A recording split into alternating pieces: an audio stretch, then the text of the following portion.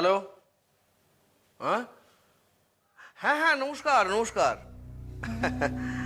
আসলে আমার ভগ্নিপতির জন্য আমি একটা জায়গা খুঁজছিলাম। হ্যাঁ হ্যাঁ, না না, উনি একজন বিখ্যাত ডাক্তার, ওই পূর্ব পাকিস্তান থেকে সবে এসেছেন। উনারই একটা চেম্বারের জন্য জায়গা খুঁজছিলাম।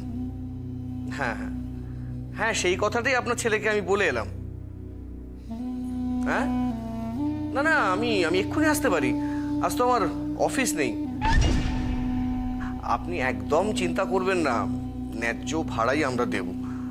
আর তাছাড়া দেখুন, বাড়িতে ডাক্তারের চেম্বার থাকলে অনেক সুবিধে, মানে ওই অসুখে বিসুখে, বুঝতেই তো পারছেন। হ্যাঁ হ্যাঁ, আমি ধরুন 10 মিনিটের মধ্যে আসছি। হ্যাঁ ঠিক আছে, আচ্ছা আচ্ছা, ঠিক আছে, ধন্যবাদ ধন্যবাদ, নমস্কার। হ্যাঁ হ্যাঁ হ্যাঁ হ্যাঁ, ঠিক আছে।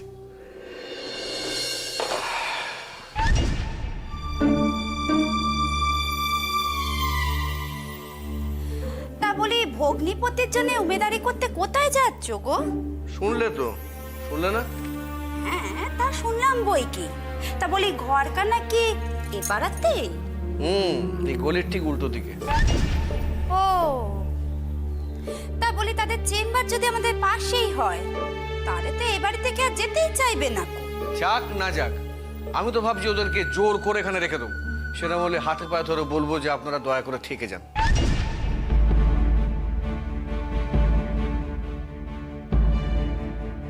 শোন ময়না, তোর বাপের কথা কানা শোন। একেই বলে পুরুষের বুদ্ধি। লোকে তো 5 জনে 5 কথা বলছে গো। তার উপর যদি মেয়ের শ্বশুর বাড়ির লোককে এখানে রেখে দাও, তাহলে যে আরো কত কথা বলবে কে জানে বাপু। আচ্ছা বাবা, আমাদের কি মান সম্মান বলে কিচ্ছুটি নেই গো? সারা জীবন শ্বশুর বাড়ির লোকের সঙ্গে এক বাড়িতে থাকবো? ছি ছি ছি, এ আবার কেমন তারা কথা বাবা? তুমি তো এখনো পর্যন্ত কিছু শেখোনি মা। আর তোমার মায়ের ছত্রছায়া থাকলে তুমি জীবনেও কিছু শিখতে পারবে না। তবে এটা আমি খুব ভালো মতোই জানি যে তোমার শ্বশুর বাড়ির লোকেরা যদি বাড়ি ভাড়া করে অন্যত্র চলে যায়, আর আমি যদি জোর করে তোমাকে ওদের সঙ্গে পাঠাই, তুমি একটা না একটা অজুহাত খুঁজে ঠিক আবার এখানেই ফিরে আসবে। তাই আমার হাতে অন্য কোনো পথ খোলা নেই মা। এখন অন্তত রাগ করে তুমি তোমার সংসার ছেড়ে এখানে চলে আসতে পারবে না। কাঁদিস না মা, কাঁদিস না। তোর বাপটা চিরকাল আমার সাথে শত্রুতা করে গেল, আর এখন তোর সাথে এরকম ব্যবহার করছে। মেয়েকে একটু সুশিক্ষা দাও পার্বতী। কি করে 5 জনের সঙ্গে মিলেমিশে থাকতে হয় সেটা শেখাও। নিজের কাছে আটকে রেখে মেয়ের মাথাটা আর খেও না। যাকে যাক, এই চাবিটা রাখো। জয়া ওর যাকে নিয়ে একটু বেরিয়েছে, ফিরে এলে চাবিটা ওদের দিয়ে দিও। তা তারা গেল কোথায়? গেছে হয়তো কোনো কাজে। না ধরো, আমি বেরোচ্ছি। হ্যাঁ, বেরোচ্ছি। আচ্ছা, ঘরখানে একটু খেয়াল রেখো। ঠিক আছে।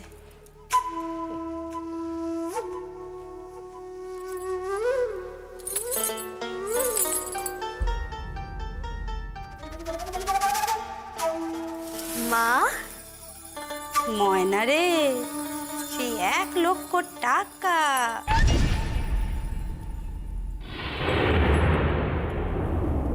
কিন্তু কিন্তু মা, ওরা যদি এর মধ্যে এসে পড়ে? আসুক, কি হবে আসলে? হ্যাঁ, শোন ময়না, আমরা তাদেরকে এখানে থাকতে দিয়েছি, তা বলে যে আমরা ওদিক মানে যেতে পারবো না এমন নয় গো। কোথাও তো আর নেকা নেকি নেই।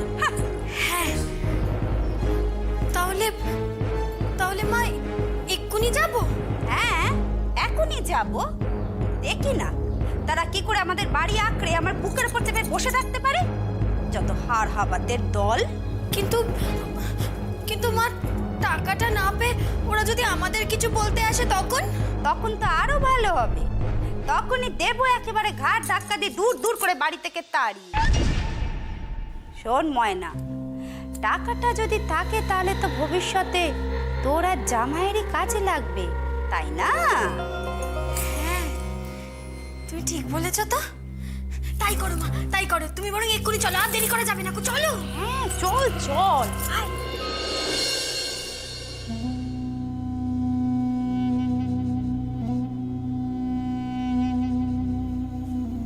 এক সাহেব নাই আছে দেখে দেন না একটু। শেখ সাহেব জব্বর আইছে।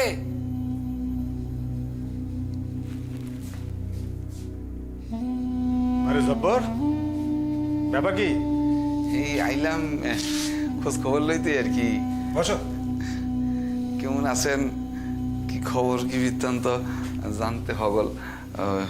ওই শেখ সাহেব কইতাছিলাম কি, মানে ওই যে আপনি যে কইছিলেন ওই যে ডাক্তার কর্তার বাইস্তারের ধরনের ব্যবস্থা করবেন, হ্যাঁ কি হইল? কথা তো আমার লগে হয়েছে তাদের, আচ্ছা, কিন্তু সমস্যা হইল সমস্যা কি সমস্যা?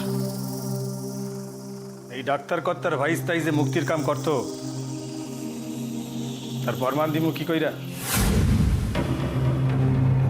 এই গায়ে তার পক্ষে লোকের দাঁড়ানোর তো অভাব নাই। যদি ছাবুদ্দিন সাহেব জানতে পারেন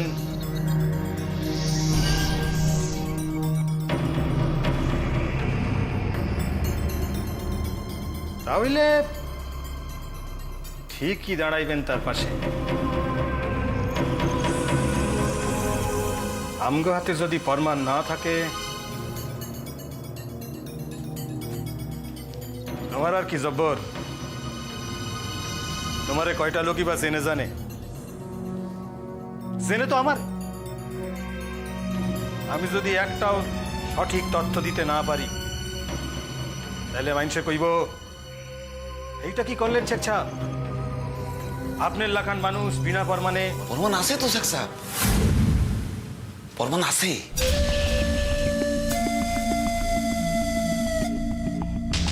প্রমাণ আছে? কি প্রমাণ? শেখ সাহেব, হ্যাঁ যদি মুক্তির লোক নাই হয়, তাইলে তো আর তার লগে বন্দুক থাকবো না।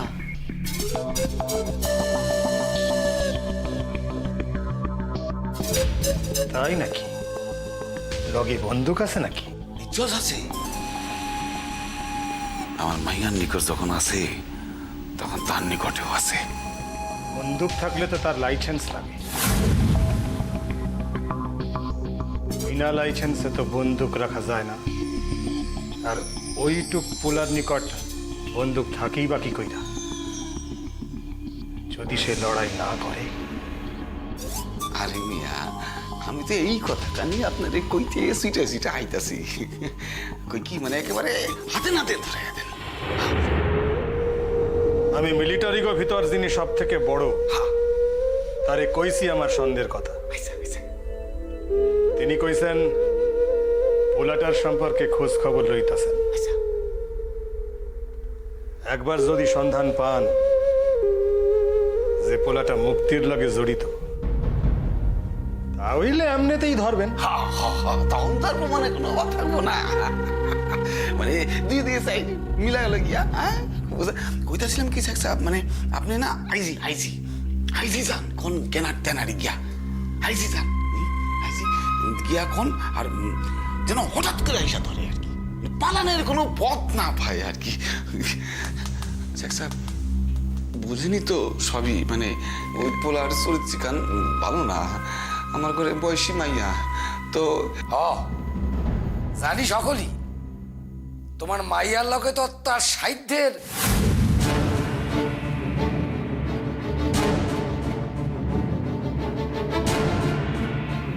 শেখ সাহেব, শেখ সাহেব কাম খান তরাতরি সারেন। আমি আমি আমি কই কি, মানে ওই ওই পোলা যদি ওই কর্তার বাকিটে হাত কোনো রকমে আপনার কাছে দাবি করে বসে, তাহলে তো আপনার অসুবিধা। তো হেললি তুমি এখন যাও যাও, আমি আইজি যাইতেছি মিলিটারি সাহেবের নিকটে। বৃত্তান্ত খান তারে সকলই কমু, এরপর তার ব্যবস্থা।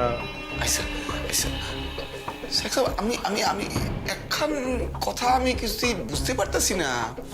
ওই একখান পোলার এই টিপ্পা দিয়া মারতে এই এত আমরা ভাবতেছি কেন? বুঝছি বুঝছি তোমার কথা।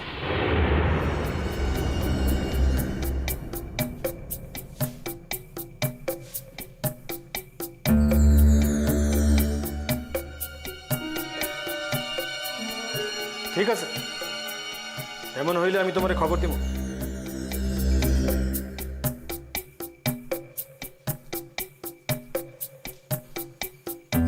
শেখ সাহেব,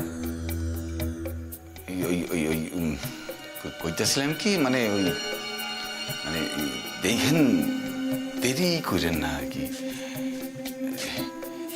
মানে দেরি করলে তো সমস্যা বাড়বো, হেলিগেই কই আর কি, দেরি করেন না। আচ্ছা আচ্ছা ঠিক আছে, আমি এখন তাহলে আসি আসি। আসো।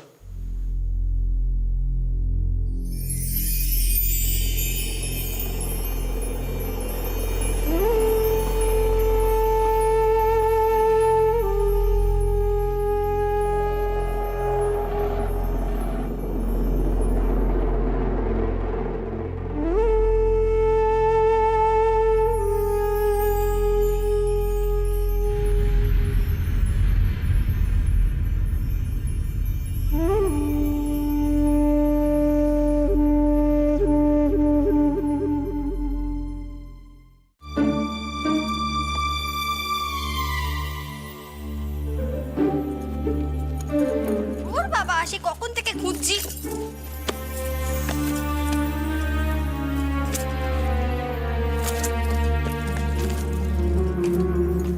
ওমা, বলছি টাকাটা বাড়িতে আছে তো নাকি অন্য কোথাও সরিয়ে দিয়েছে বলে দেখি। হাহ, কোথায় সরাবে বল দেখিনি? কে আছে তাদের এখানে? কেউ তো পুচ্ছেও না। আচ্ছা মা, বলছি টাকাটা সঙ্গে করে নিয়ে ঘুরছে না তো? তুইও যেমন ময়না, বলি অতগুলো টাকা কেউ সঙ্গে করে নিয়ে গড়ে বুঝি? কিচ্ছুটি বিশ্বাস নেই কই লোকটাকে। ওই যে আমার পিসে মশাই গো, লোকটা তো টাকা বলতে পাগল। শুনছিলে না ওই রূপচাঁদপুর থেকে আসার সময় ফিরিস্তি দিচ্ছিলেন কি কি করবে ওই টাকাটা নিয়ে। ভাইপোকে লেখাপড়া শেখাবে, বাড়ি ঘর বানাবে, আর ভাইপোর বউটা তো যেন জলে ভেসে এসেছে। ওকে ভাইপোর লেখাপড়া শেখানোর দায়িত্ব দিচ্ছে কে ময়না? একবার জামাই ফিরুক না, তাকে কেমন করে বশ করতে হয় তা আমার ভালো করে জানা আছে। আর যদি বশ না হয় কো? সে উপায়ও তো আমি তোমাকে বলেছি মা। জামাই যদি বশ না হয় তাহলে এখানে তার থাকার জায়গা হবে না কো। তুমি তার ওই ভিখিরির ঘরে গিয়ে থাকবে না কো। তারা তোমার কদর দেবে? কখনো দেবে না। তা জামাই যদি আমাদের কথা শুনে এখানে থাকে তো ভালো কথা, না হলে তাকে তার পথ খুঁজতে হবে। আমি আমার মেয়ের আবার বিয়ে দেবো। হ্যাঁ,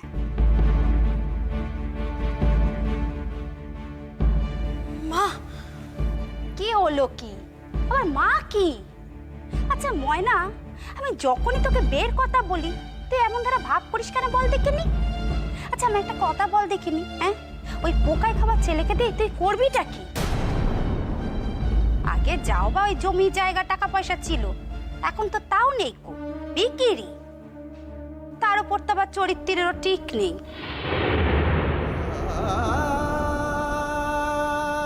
তবুও মা, ওই একটা মুখই যে মনের মাঝে জলজল করে সব সময়। স্বামী বলতে যে ওই মানুষটার ছবি আমার চোখের সামনে ভাসে মাগো। জানি সে কখনো কোনো দিনের জন্য আমাকে ভালোবাসেনি, আর হয়তো ভালোবাসবেও না কোনোদিন। তবুও সেই মানুষটা ছাড়া যে আর কারোর কথা ভাবতে পারি না মা। না, এখানেও নেই। কোথায় কোন গর্তে যে টাকা কানা লুকিয়ে রেখেছে কে জানে বাপু। আরে মা, বলছিলাম এই বাক্সখানা একবার খুলে দেখ দেখিনি এখানে রেখেছে নাকি। হ্যাঁ তুই দেখ, এটা আমি এখানে দেখছি, দেখ দেখ। উনি যখন একদিন ফিরে আসবেন আমার কাছে, তখন এই টাকাটা নিয়ে আমি আর উনি একটা আলাদা বাড়িতে গিয়ে থাকবো। যতদিন না উনি চাকরি জোগাড় করতে পারছেন ততদিন এই টাকা দিয়েই আমি আমার একার সংসার চালাবো। এতে কোনো অন্যায় হচ্ছে না, কারণ এই টাকাটা তো আসলে ওনারই পাওনা। আমি আমার মার কাছেও থাকবো না কো। উনি যে আমার মার উপরে বিরক্ত সেটা আমি ভালো করেই জানি।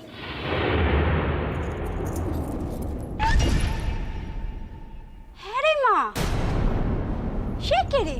হ্যাঁ, সে থেকে ঠায় দাঁড়িয়ে কি ভাবছিস? বলে তোর বাবা তো এক্ষুনি এসে পড়বে।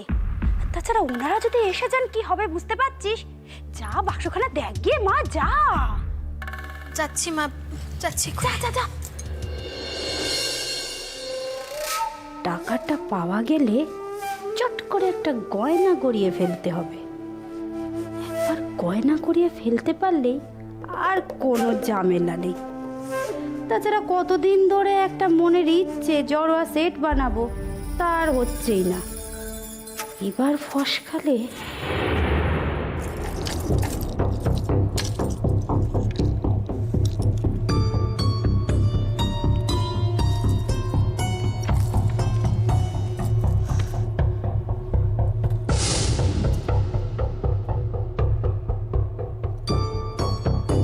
আরে মা, পেলি? না না মা, কোথাও তো কিছু দেখছি না গো। দেখছিস না? দাঁড়া তো, দাঁড়া। তোর দ্বারায় না ময়না কিচ্ছুটি হবে না। ঘরের আর কোথাও যখন রাখেনি তখন একে নিয়ে নিশ্চয়ই রেখেছে। তুই সর দেখিনি, আমি দেখছি, সর।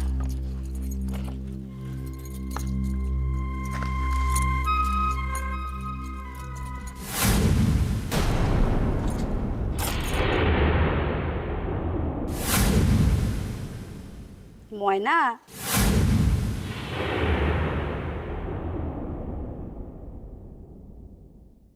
কি মা, পেয়েছো?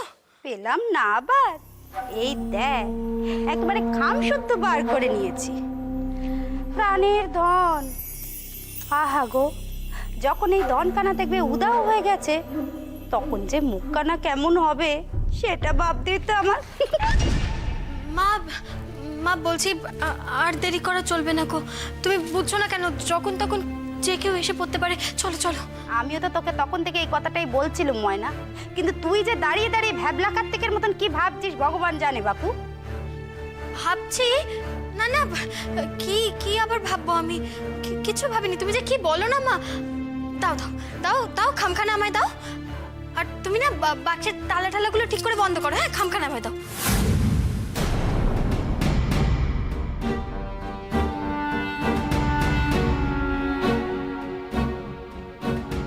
লজ্জা, এতগুলো টাকা আমি তোর হাতে দেবো কি করে? কখন কোথায় রেখে হারিয়ে ফেলবি তার ঠিক আছে? হারিয়ে ফেলতে যাব কেন মা? পালাই সাত। আমি আমি খুব যত্ন করে আমার তরঙ্গে তুলে রাখবো। তুমি দাও না। ছি মা, আমি থাকতে তোর তরঙ্গে টাকাগুলো রাখতে দিয়ে আমি তোকে বিপদে ফেলবো?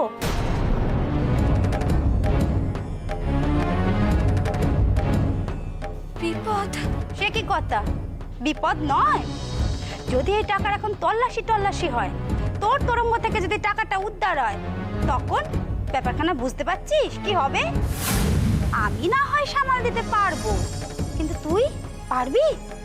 শোন মা, একটা কাজ করিস, হ্যাঁ, যখন যাবি না দরজাটা কিন্তু ভালো করে বন্ধ করে দিবি। আর এখানে যা যা যেভাবে সাজানো ছিল সুন্দর করে সাজিয়ে রাখবি, যেন কেউ বুঝতে না পারে। হ্যাঁ, আমি আসি। সর সর সর, দেখিনি, সর। মা,